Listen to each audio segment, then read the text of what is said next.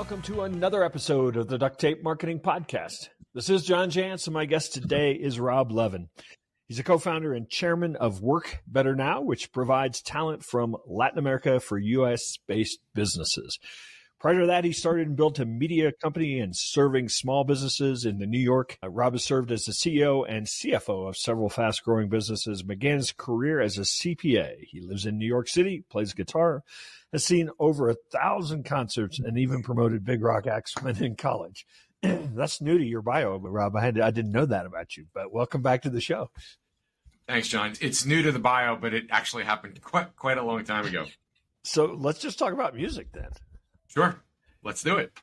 Actually, so I'm curious, going from your media business before, then starting a placement for all intent and purposes company, what's the origin story of how you got WorkBetterNow going? Yeah, so I hired my first assistant in 2013. First assistant didn't work out. It was part-time, which I don't recommend, except if it's really necessary. The second assistant just changed my life. Actually, the first assistant was pretty good, but the second assistant changed my life because I was now free from so many things. I can't believe I didn't think about this sooner. I was free from so many things that were keeping me from the things I like to do and the things that really added value, not only to my business, but even to my personal life. And as time went, and as you know, John, I know a lot of business owners like you do, and everybody was asking me, and this assistant was from El Salvador, and everybody was asking me constantly, where's your assistant from, et cetera. And I was referring them to another company, right? So what happened over the years is I just realized that the assistants that my friends were getting from this company just weren't as good as my assistant. And I said, you know what? I think I can do this. And I was on the West Coast on a business trip, and a friend of mine from college joined me. And I was saying, I'm going to start this business. And I was telling him, every business owner should have an assistant. And he goes, I'm in. And I said, what do you mean you're in? He goes, I'm doing this with you. And I said, okay, well, you're going to do all the work and we're going to split everything 50-50. That was 2018, actually about 6 years ago, February 2018. And we started the business and we were providing assistance by the end of the year. And then I think, as you know, I'm not going to say we pivoted, we evolved into not only providing executive assistance for business owners, but providing over 40 different roles for small and mid-sized businesses. I'm curious, did you learn anything, or maybe in hindsight, you learned something like why the first assistant worked, didn't work out as well as the second one worked? I mean, was there some dynamic in like either what you did or who they were, or did you learn anything from that? Yeah, I did. In this case, the first assistant I had was part-time, and she ended up taking a full-time gig with the other client that she had. So there were two reasons where I decided that I don't really like this part-time option for not only for me, but for anybody. Number one, for that reason, is that they're going to have another client and they're probably want the security of full-time work. And number two, well, actually three reasons. Number two, what I also realized after 2 months is you think you only have 10 hours a week for an assistant, and then that gets blown out of the water very quickly. And before you know it, you're well over 40. There's plenty of work for them to do. And you even think about hiring another one. And then the last one is, and this one's really important, I want somebody who's dedicated to me. So when they're working from 9 to 5 or whatever it is, I want them just thinking about me and my business. Yeah. That second point that you made, I think, is a really valid one, because I've talked to a lot of business owners and I'm telling them all, that's the first hire you should make is, get yourself out of the grunt work so that you can focus on marketing or sales or, client fulfillment. And a lot of them say, well, I just wouldn't have that much for them to do. And I think you're absolutely right. Once you actually started experiencing somebody taking some stuff off your plate, you start thinking, oh, well, they can do this and this. I hadn't even thought of it. It's right. We've done the same thing. I mean, we've hired part-time folks, and fortunately, some of them have worked out and grown to full-time, roles because we realized that. You have particularly focused on finding assistants in Latin America. I wonder if you could talk about, is there something unique about folks that come from some of those parts of the world that make them such a great fit for U.S. businesses? I think there's a few things. Let's see where to start. So number one, there's great talent in Latin America. Okay, they have great experience.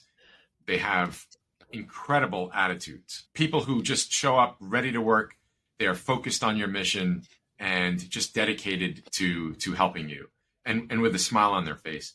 Also, the if you compare it to other parts of the world, the culture is a lot more similar in Latin America to the US as it is compared to other parts of the world. And then I think their English, there's plenty of people with fantastic English. And then the last one, which a lot of people don't talk about, is time zone alignment. And that's really important because in other parts of the world, either people are working when they should be sleeping or they're working at a different time than you are. And, our clients, they kind of embrace the talent that we provide to them, the professionals we provide to them as part of their team. They just integrate them in part of their team. And it's hard to do it when either they should be sleeping or when they're not working at the same time. Yeah, I know over the years, many years ago, I hired an assistant out of the Asia Pacific area. And the only way to align, as you said, was that they were going to work overnight. And it was like, that's part of the culture. That's what everybody does here. And I was like, I'm not sure I want to make somebody work overnight, when they, like you said, when they should be sleeping. So I think the time zone alignment is huge, in terms, especially if you're going to have them start doing things with clients and things like that. I mean, obviously they've got to align that way. Before I go any farther, listeners should know that we actually employ two WorkBetterNow full-time folks on our staff. And I think some of the things you mentioned are very true. We have fully integrated them into our meeting rhythm, on Slack and, our stand-up calls and our, culture building, type of activities. And I think that if you were to ask them, they feel like they are a part of the team as much as really anybody on our team. So it's definitely very, very doable. Happy to hear that. Really let's talk a little bit let's talk a little bit about the landscape in general, remote work. There's some pretty obvious things that have gone on, but is there anything that you've observed, from a trend standpoint right now? Yeah, so it starts first with what's going on here in the United States, and this applies to Canada as far as we can tell as well. And we have been, and we will continue to be, in a talent crisis. What do I mean by that? I mean several things. Number one, productivity of the U.S. worker has actually dropped despite all of the technology that is out there. Number two, there are more job openings than there are people looking for work. So there's just the numbers are not in the favor of the smaller mid-sized business. By the way, I don't know if big companies are in a talent crisis. Quite frankly, I don't care. My world is small and mid-sized businesses. Right. Big companies seem to be laying off people, and yet small businesses can't seem to hire. Small and mid-sized businesses can't seem to hire. The salary expectations here in the States are way up. And the time it takes to hire somebody is, according to LinkedIn, is like 6 or 7 weeks, which in the world of a small business is years, right? Yeah. So there's a challenge finding exceptional people. And as you know, John, in a small and mid-sized business, you can't get somebody who's just good. You got to get somebody who's exceptional, right? Because every single role counts. So you have that. And they got to wear a lot of hats, right? And wearing a lot of hats, and just somebody who says, hey, whatever it is you need me to do, I'll do it. And at the same time, I do think, having had talent from Latin America now for over 10 years, I can start to see an inflection point. So if you think about it, large companies were offshoring, 30, 40 years ago they started, right? And that trend has picked up. Small and mid-sized businesses have started to do it, I would say maybe 10 years ago, slowly in different parts of the world. Asia was really big. But now we're starting to see a trend of two trends. Number one, more small and mid-sized businesses being open to offshoring. And I think that all happened in the pandemic when they got comfortable with remote. Because after all, going offshore, subject to a couple of things, going offshore is really no different than going remote. And those couple of things are, if you hire directly and you have your own payroll, that can get a little complicated, right? But if you use a talent provider, companies like WorkBetterNow, that's no longer your problem. Yeah. And then we're now starting to see trends of more companies wanting to hire from Latin America. So that's it's a combination of all of those things happening. And I'm really, knocking on wood, happy to say that, we got a little lucky with the timing starting this business in 2018. Yeah, when everybody all of a sudden realized, hey, maybe this remote work thing might actually be something to it, right? Yeah, it's really about access to a wider pool of talent. It's about access to the wider pool of talent, which businesses need today. Yeah, and I think most people you're absolutely right, have realized that if I can get somebody that can do, X, Y, Z, it really doesn't matter the world we live in, where they are. Talk a little bit about some of the cultural diversity, that it brings. Again, large organizations have, HR departments that help create diversity in the organization, right? Small businesses, I mean, again, that may be a goal, that may be part of something they believe in, but much harder to achieve, as a small business. Have you felt that at all, bringing some diversity actually to the organizations? So, that it's a really good question, John. I think when it comes to small and mid-sized businesses, as I mentioned earlier, every position counts. And I think what's most important to business owners is, how can I find somebody amazing for this role, who's going to help me deliver a better customer experience, who's going to fit in with my culture, and is going to help the company achieve its goals. That's what I see. That's how I feel that we are helping people. Yes, they're from Latin America. They speak in at least one other language, which is sometimes advantageous. But I really think that what business owners are trying to do, whether they're working with us or in general and not working with us, I think that everybody really just knows how important it is to get the best talent they can at any given time. You mentioned the word offshoring or outsourcing, but I've also heard you talk about a term that I don't hear too many people saying, and I think it has an implication of something bigger and broader, and that's the term upskilling. You want to talk a little bit about how you apply that idea? Yeah, upskilling. So upskilling is a trend that I think over the next 5 years, you're going to start to see a lot more of, right? Upskilling, the way we look at upskilling is, you're looking for somebody with certain types of experience, certain types of skills, and you might find somebody that has most, but maybe not all of them. And what the smart employers are doing, and a lot of our clients are doing this, is they're saying, all right, I know I needed A, B, C, D, and E. This person only has A, B, and C, but culturally they'll fit within our company. We'll hire them, and then either we will train them or we'll use some outsourced training, whether it's LinkedIn or any of these other training platforms, to acquire some of those other skills that they need.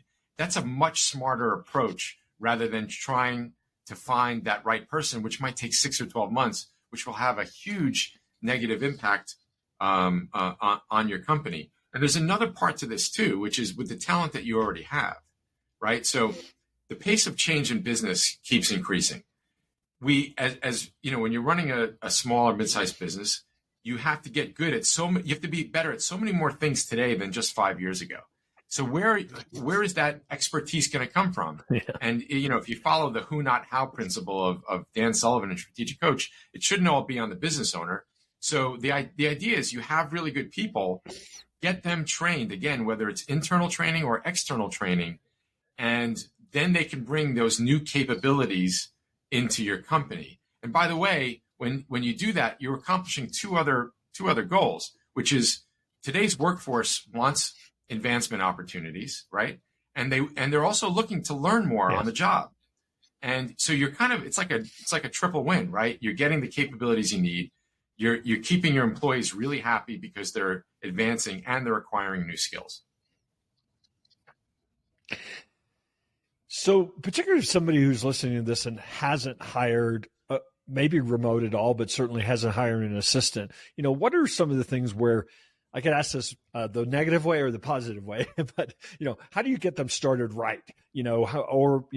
Obviously, what are the things that you've seen that have really made it not work for people? Well, okay, so let's start with what works really well, and then what doesn't work well is actually pretty short list. What works really well is really good onboarding, right? So we assist with that. We have a whole onboarding program. Some clients need it more than others. Other clients, they probably onboard better than we do. So it starts with really good onboarding, and then it starts with something I alluded to earlier, which is integrating your remote professionals, whether they're in Latin America or anywhere else, integrating them within the company. They're like any other team member, right? That's definitely a best practice. What tends not to work well is, let me just add to one other thing that works well. And this probably goes for anybody that you have working in your company, which is clarity on communications in terms of how we communicate in the company, clarity on how we work, what are some of the cultural norms in the company, and also clarity on if you do your job well, this is what it looks like. a lot of people can skip that step, right? And of course, on the contrary, what doesn't work well is not setting up your remote professional for success, right? Not being clear on how we communicate, not integrating them into the company, not explaining to them what success looks like, and not also empowering them with just enough training so they understand in this remote world where you don't have somebody next to you. Who do you go to when you have a question? Because when you start, you're going to have questions. So really, what doesn't work is just the opposite of what works. Right. How important are documented processes? I know a lot of companies, are big on, here's our user manual, or here's our, all these documented process, but that also can be a distraction. That can be maybe a lot of work that isn't really that valuable. How important do you think that is for getting a remote person going? Yeah. So I'll start with, I think the first thing, the most important thing that a company needs to do is establish its core values. And I'm going to explain why, right? Because you're thinking like process, core values, what do they have to do with each other? The core values, which shouldn't only be just a list that's up on a wall. It should be things that are actually adhered to and appreciated throughout the company day in and day out. When you start with those, what good core values do is if somebody doesn't know what to do and they don't have somebody to ask at a time that they have to make a decision, they should be able to turn to those core values for the right answer. Okay. So that's where you start. As far as processes go, we're big on with our team of about 30 or so people, most of which, by the way, are in Latin America as well, almost all. And what we're really big on is processes. In some cases, they have to be very detailed in terms of how to use, HubSpot, for example, right? The way we've set it up. But in general, what we do, we don't want to go crazy with the details on the processes, right? We want to just basically say, here's a general idea of how you do it. That's enough, enough for somebody who understands the core values and has some talent and the experience that you want to follow that and then do what they need to do. But I'll take it a step further too. We still provide executive assistance in addition to those 40 other roles to people. Yeah. And a lot of business owners, when they're getting their first assistant, they're like, hey, I have to I don't have a manual, right? Well, one of the things we always do is say, that's great. And I know you don't want to create one because you're a business owner. The last thing you want to do is create a manual. Have your new assistant do it. And they will just have them document as they go along. And that's very handy. First of all, the first few times they can go back to the documentation where they're doing a task. Yeah. But if they're out for a maternity or paternity leave, somebody else can then just pick up that process manual. Very important on the executive assistant side. Yeah, I've become pretty obsessed with using video tools like Loom and stuff to just go through it, and I'm doing it. I just capture myself doing it, and it's a lot easier to create a process out of that. The other term that I read one time that I thought really made a lot of sense. A lot of times we'll give people, here's what done looks like. This is the definition of this being done right. And then a lot of times they can go, oh, okay, well, how I get there probably doesn't matter, to some degree. And I think that's a great guidance too. So what's up for looking ahead, crystal ball, right? What's up for, maybe something you're actually working on or watching? Obviously every show, I think in the last 2 years, I've said the words AI. I don't know if that comes into play into your business, but what's the future look like for WorkBetterNow? Yeah. So I have two answers to that. The first one is we are trying to become a talent partner for our clients. And many of our clients now see us as a talent partner. What that means is if they have a job that can be done remotely and it's not too specialized, let's say like a software developer, they just turn to us. And that's exactly where we want to be. And we're constantly orienting ourselves to do that. But getting to your AI question, we just launched a pilot of what we're calling the WBN Academy. And that's going to be a continuous learning program for our professionals so that they can expand the capabilities of our clients. And AI is obviously one of the core elements of that academy. We should be rolling that out to all. Right now, we're up to about 330 or so professionals working for our clients. We should be able to roll that out to them by the end of the year. And we're really excited about Yeah, that's really, when you think about it, you look at resumes and they say, oh, I know how to use Word and Excel or whatever programs. I think today it's going to be, I have a full understanding of AI prompts. That's just going to be a pretty, mandatory skill these days, I think. Is there anywhere, we've mentioned Work Better Now several times, workbetternow.com, but is there anywhere else you'd invite people to connect with you? On LinkedIn, Rob Levin, Rob Levin, Work Better Now. There are a few Rob Levins, but if you type in Rob Levin, Work Better Now, you will definitely find me. And you can also reach out to me through the website, workbetternow.com. Awesome. Well, again, I appreciate you stopping by. I think if you actually mention you heard this on the Duct Tape Marketing Podcast, I think that Rob might even give you a special offer of some sort, I believe. So keep that in mind. Yeah, thanks I totally forgot about that, John. Just mentioned Duct Tape Marketing, and you get $150 off for each of the first 3 months for each professional that you hire. Awesome. Well, again, it was great catching up with you, and hopefully we'll run into you soon one of these days out there on the road.